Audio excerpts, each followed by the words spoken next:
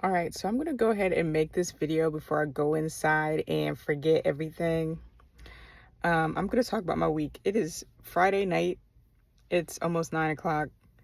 I'm s- I'm just in my car. I'm about to go inside, but I'm just sitting here just trying to decompress, thinking about my week. So, uh, my week was both good and bad, and I'll tell you why. Well, so I started my full-time job 2 weeks ago, and that's going really well. Um, I've had lots of intakes and I've got back-to-back sessions all day. That's great because I'm building my caseload. Um, I was afraid to drop the second job because I was afraid that my full-time job wouldn't be too consistent, and it's consistent. So I was originally signed up to do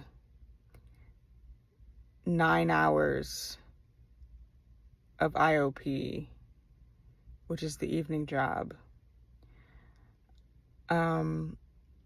After working, my 8-hour day.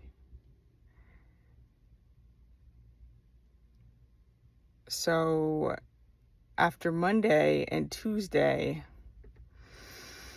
so I think on Monday,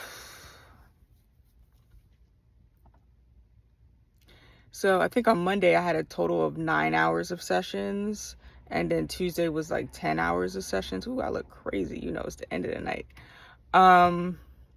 So yeah, Tuesday I had like 10 hours of sessions. I was supposed to turn around and do the same thing on Wednesday. And I was like, I don't want to do this. So I am on a contract pause for my second job. So I'm just taking a break. And I was honest with them. I was like, I'm trying to recover from burnout. And so I'm just going to take a break. And that's cool. So I'm taking a break from the second job for a month. And I need to see that my full-time job is consistent.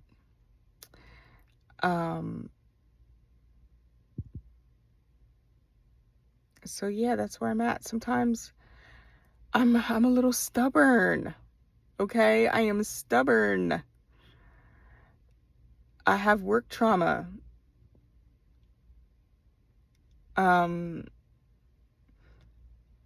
So I get this false sense of security from working two jobs all the time, and it makes me crazy. So I agreed. I'm taking a break from the second job for a month, and I feel good about it. It's like this huge sigh of relief, right? So yeah,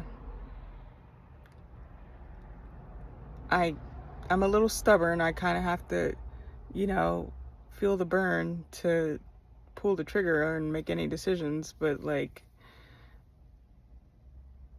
I also know that I don't have to just muscle through things just because I can. Doesn't mean I should, right?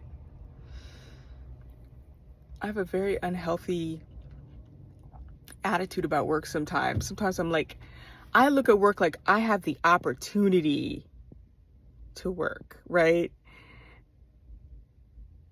I have the opportunity to help others and make money, which is true. But I also have the opportunity to end up in an inpatient facility, so let me not do that. Okay?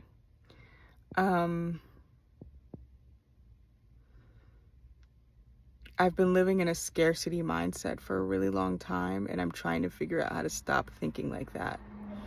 I'm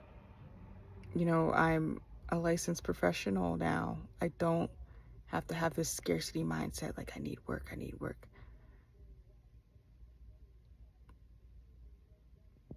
I have a job that's in demand. I have work. So hit me up if maybe you're a therapist or a social worker and you have the same kind of unhealthy, toxic core beliefs about work. That scarcity mindset that can be really hard to get out of. I'm working on it. I'm working on it. But yeah, I've learned some very important things this week, and I'm very grateful for that lesson. Thanks. Bye-bye.